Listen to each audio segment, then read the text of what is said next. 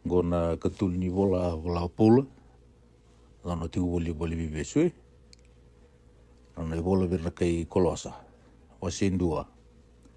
Ko iau ko pula. Na iau pasitolo i Jisu Kristo. Na lewani kalu. Ko timo di talengana te dingu.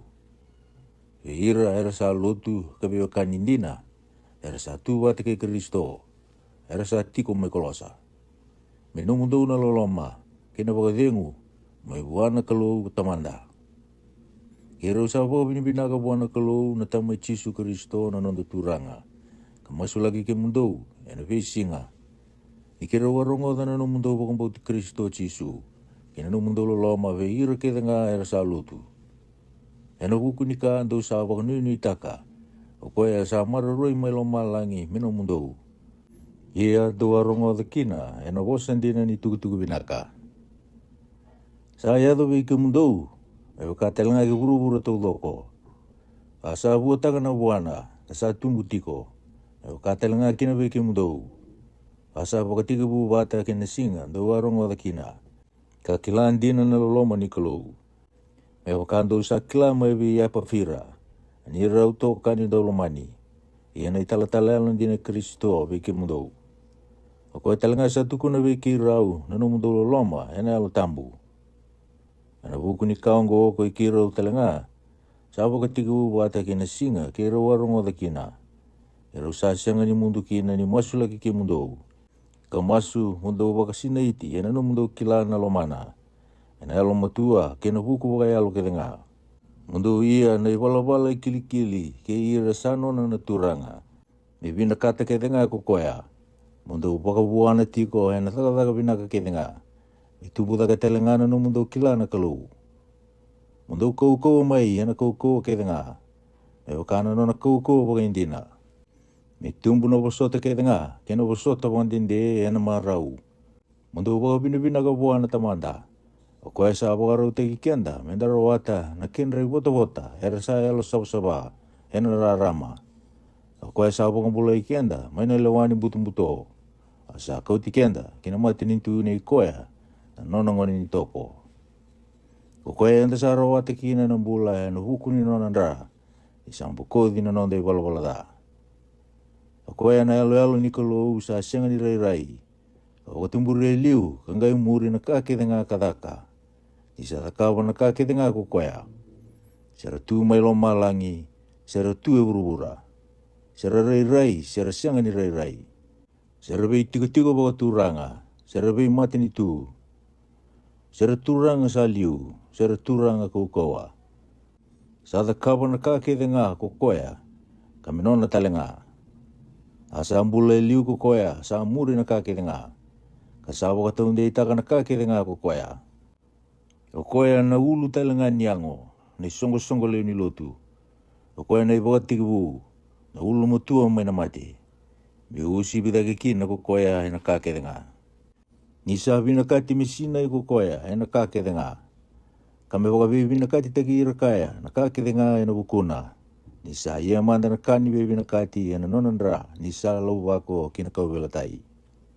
Iyo e na bukuna nga.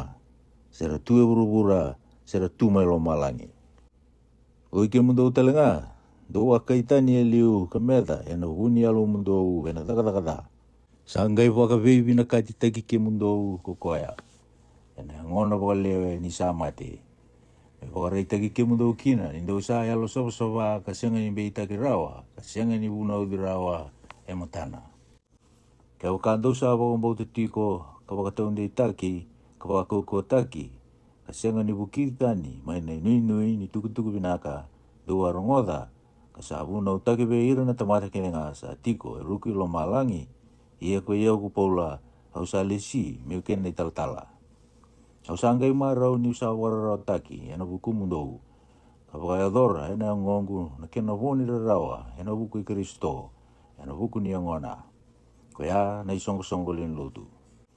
Au sa lesi kina, me kena i tala-tala, me bakana i lesi-lesi ni kalau. Au sa lesi kina, ena buku mundo, me bakaya dora na bosa ni kalau. Na kabuni taki, mai be ira na itamata-mata, ena ngona i liu. Ia sangai wara itaki mai beira na nona tamata halo sawa. Isa vina kata na kalau, me wakatakilawe ira na kena waka indina, ina kena ta lei, ni ka wunyongo, ina kena romalio na vei matinitu. Gore na Kristo na lamamdo, na wuni kena nuitaka na kalau ngata. Koya ke itu sabu na utaka, ikito sabu kasala taka tigo na tamata yandua. Kapag bulida na tamata yandua, ina buku ketanga. Ikito wakara itaka kina na tamata yandua, ni sabi na kasara, ina buku i Kristo. Anggo na ka kausa anto taka telenga kina. Kausa ngumatua telenga me wakana nona taka sa mana ena lomangu. Wasi rua. Ni sabi na kata mundo kila na lewu ni nongu lomo da ena bukumdo. Ena bukundra telenga mai leo tisea. Kena bukundra kedenga erasa sianga ni reidea o wagayango.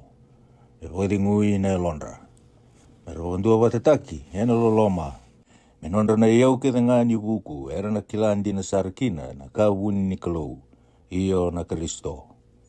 O koe sambi ni tuwa na iau kedenga ni buku, kena alo matua. Ia na kaongo, kausa kaya, dindua, e te makikimundo e na bosa veida wilaki. Indi na nga kausa tiko tani bagayango, ia kausa tiko bagayalo nga vekimundo. Karedi kimundo ni deo sando avata, katundei e na bagambauti Kristo. Ini daw sa wakang di Kristo ci Yesu na turanga, mando iya tiko na ibalabala sabi na kawa. Daw tau ya butaki, katarada ke buah. Kapag taon de itaki, ena na mando wakang bauta. E wakan daw sa wakang tabulidi, mando uwa sibida ke kina, kapag binaka. Daw rei da binaka, din dua sa wakang tatani ki mando, ena buku ni baka burubura, sa siyangan niyanga, kalasu talenga. E wakan na itukuni baka tamata, e wakan na ibabubuli baka burubura. Kasasiangan ni wakana ibabubuli Kristo. Ni sa tiko na yung ngona na kakedenga sa sinaikina na kalu. Iya daw sa abuti ni kakedenga bikoya. Asali tagira kedenga, ersa liu ke ira sa kau kokoya. Iya daw sa dili bitalenga buah, yana vidili sa siangan ni daga na linga. Iya daw sa luwatan na ibala daan yango, yana vidili sa daka na buki Kristo. Iya daw ang bulu watakaya, yana papiteso. O koe talangan daw sa tu daga talakaya, ni daw sa wakang bauta na koukou ni kalau. O koe sa waka turi koe daga tale, may na mati. Ia koe kimu daw, ni daw amati tu, ena ibala da. Ena buku talangan yang ngom daw sa siangan ni dili. Sangkai wakang bulai kimu daw watakai ko koea. Ni sa siangan ni dundu bikenda, ena buku ni nonda ibala da. Ni sanggi sia na ibola linga ni beboro, sampai itaki kenda. Sa nonda meda tiko, kasakau tatanisara. Ni saba kota kina kau tai. Ia ni saba kata nira sa liu ke ira sa kau koa. Saba kasi sebuto nira. Ni sarawe ira sar ena kaongo. O koyango me kakua ni lawai ke mundo kina indua ena buku ni kakana. Sena kaningunu, sena singa ni solewu, sena hulo wou, sena singa tambu. Onggori ngana iba katakarakara di bika meado mai emuri. Ia sa ni Kristo na yango. Nekakua ni taro ki mundo endua, mai na ki mundo isau. Ni sabi via alo malumalumu, andau masu veira na ingilose. Ni sando ndo, ena veika sa reido ko koya. Asando ke koya, ena buku ni alona sa wakalewe. Asasenga ni toro motua na ulunda. O koya sando toko ni kina, na yango tau doko. Asabe kambiti bata, ena buku ni vei sema, kena vei wa. Asa tumbu, ena tumbu ni kalau. Ika bukan daw sa majabata ki Kristo, may na ibakabubuli bakaburubura, at abang daw sa amuria kina, na may ibakaro, may wakaan daw sa bula bakaburubura tiko. Kakua ni tara, kakua ni tawalea, kakua ni ngumia. Ang gori kete nga na oti, ni sa tauri tiko. Nirasa wakaan na hunau, kina ibakabubuli ni tamata. Ia hindi na nga sa ray-ray, may buku na may kaongo, e na via masu, kina yalo malumalumu. Kena wakararao taka na yango, kasenga niyanga. Sa wakamamautag nga kina na yango. Wasi tolu, ia ke wakando sa wakaturi daga wata ke Kristo, mundo wakasanggara na vika may dake. Sa tiku kina na Kristo, na linga matao ni kalau. Doon na numa na vika may dake. Kakua nga na vika urura. Indo sa mati nga ia na numdumbula sa ni wata ke Kristo na kalau. Ni rei mai na Kristo sa nonda bunimbula do na gai rei watakaya ene uku. O koe mundo ngai wanga matea na veitiki mundo urura. Ando elewa, na vola tau sawa. Ngaru da, na ndomo da, kena kolo. O koe na ndongarawa na kalulasu. Ni sabe kau go saya lukina na duru ni kalau veira sandau talai rende. Ia kuiki mundo telenga, dua ia liu na vola wakakina. Indua ambula lako wakakina. Iongo, mundo luwata na kake denga ongo. Andau dunru, andau lesa, na loma da, na vosa ndu kali mani musumdo. Kakuni dau vela suyaki. Indu sa luwata tu na tamata makawa kina nona wala. Tandau sa boko sulumo ngori sabo. O koea sa boko bui tiko, ena buku e wakana yalo alona, kambuli koea. Sa senga kina nina numi, se kaichu tia, se kaitani. Se dili, se senga ni dili. Na tau buku, na kaile kutu, na buambula, na itau kei. Ia sa usi bisara, na kake denga na Kristo. O koea mundo ngai wakai sulu me wakando sa nona dingitaki na kalau. O iki mundo sa yalo sawa, andau lomani. Ena yalo ndau loma, ena yalo binaka, ena yalo mulmulumu, ena yalo malua, ena ndau usota waninde. Ndau be usaki wakai iki mundo, ka koni be dunrubi, ke wakasandu na kasara rao kina indua, me wakasasanga ni dunrubi ki mundo na Kristo, mundo wakatelanga kina. Ia meliu, ena kakedenga ongo, ndau loma, o koea saibau binakasara. Ia melewa sara ina loma mundo na wakadengu Kristo. Indo sa kadiwi kina na kaongo. Indo sa yango indo ambonga. Ia mundo ia tiko na wabinabinaka.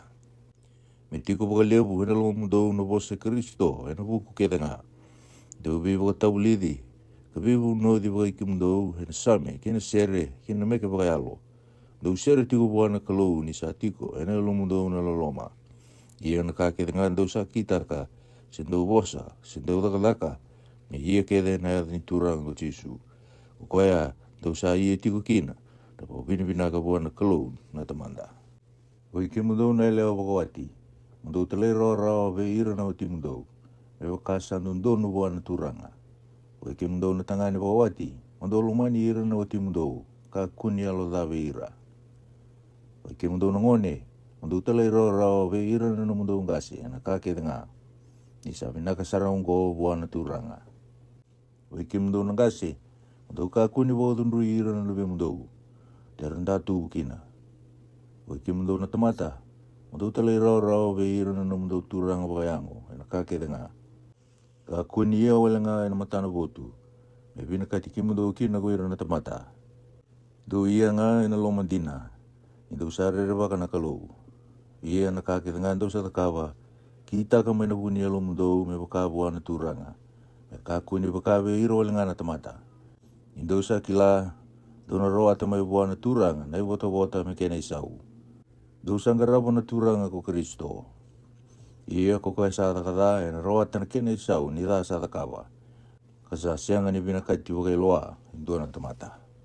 Waseba, wakim do na turanga, do sulebe iro na tamata na kain dondonu katauto wata. Indo sa kila, sandu atalenga na mundo turang may lumalangi. Mundo masuti ko nga, kadikya bati ko kawagabina binaka. Kamasulagi kito talenga, mentolawa ba kito na kalu nakatumba ni bosa. Ikito tukunan na kabuni kay Kristo, kaya kausabi sutukina. May upakarita ko ngo, may wakasa kilikili kaya may tukuna. Do iya tiko na ibalabala buku, veira itong daku. Kabulia meno mundo nangona. Mi tiko ngana no mundo bosa, ena alo binaka. Kapag tuiti na taki na masima. Mundo kilakina, seda basan mundo no mundo kaitali, ve ira na tamatayan dua. Ena tukuna beki mundo na kakita nga sa do biao ko tikiko. Kangu kau salomana. Kena italatala alundina. Kena nunggu itokan ya na turanga. Ia kau sa talay ko beki mundo ena huku ni kaongo. Mundo kilana ni tiko. Kami pakatinguya na elo mundo ko koya. Oi rau ke ione simo. Na kangu saya lundina kau salomana. O koya sandu abe ki mundo. Pero no pakatakila abe ki mundo na kake denga sa da kake. Saloloma yani veki mundo ko arisi tako. Ki rau sawe suki watakaya. Ki marika na luwe ni ngane i parapasa. O koe ando sa wakaro ti o tikina. E wakasala ko veki mundo. Do pakatingu i koea. Ki jisu. Ahedana talanga ko jusito. Erto sa dili. O erto ngaungo erto sa ando takataka patake iau. Ena kani matini tu ni kalou. Erto sa ando pakatingu iau. Saloloma yani veki mundo ko e pafira. Sandu veki mundo. Kai tala i Kristo Jisu. Sandu ngumutu ti ko nga ni sa masu lagi ke mundo. Mundo tundei ka vidaka sara ka wakasina ititu na kakede sa loma ni kalou. Ni usa wakandina dina buah. Ni sa loma kata-kata sara hena buku mundo. Hena bukundra talanga mai leo tisia. Kena bukundra mai aya rapoli. Saloloma yani veki mundo luke na buni wai lomani ke timasa. Au saloloma yani veir na veokani mai leo tisea.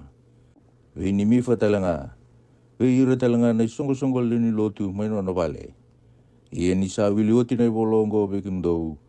Dolewa me wili talanga veira na songo leni lotu mai leo tisea.